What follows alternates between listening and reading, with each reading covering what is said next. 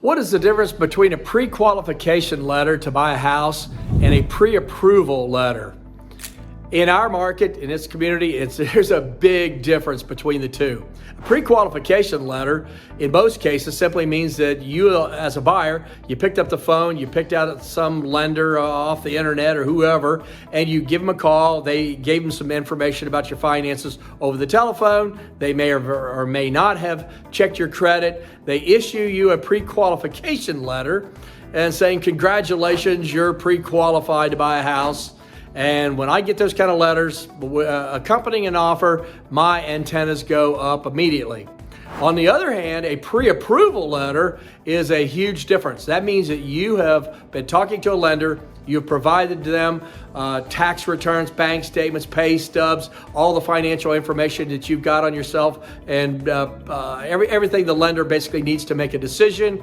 A lot of times, if you're maybe self-employed or you're a contractor that works, maybe you're laid off in the wintertime, seasonal type of work, and that lender needs additional information from you.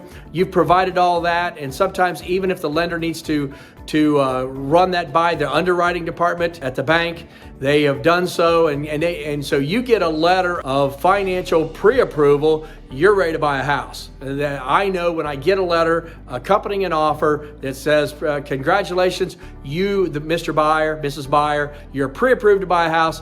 I know you've been through the process and you are ready to go. On the other hand, pre-qualification, guess what I'm going to do? I'm going to call behind you. I'm going to call behind you and your realtor. I'm going to call the lender. I'm going to find out exactly what's going on. I'll call that lender and I'll say, hey, have you seen tax returns, bank statements, pay stubs? Have you actually reviewed these documents? And in 9 out of 10 times, the lender will say, no, I just talked to them verbally over the phone. And I know right then that that letter of loan qualification, pre-qualification, may not be worth the paper it's wrote on. I will go as far to say in our market, if I get a pre-qualification letter, probably 50% of them are not worth the paper they're wrote on. In other words, if you're a seller and you're about to sign a contract with a buyer that's been pre-qualified to buy a house, look out. You don't know what that deal, what's going to happen with your deal. You don't know if you got your house sold or not. You've been told, the buyer's all excited. You find out that there's all kinds of skeletons in their closet that falls out once they turn the documents, true documents, financial documents into the lender.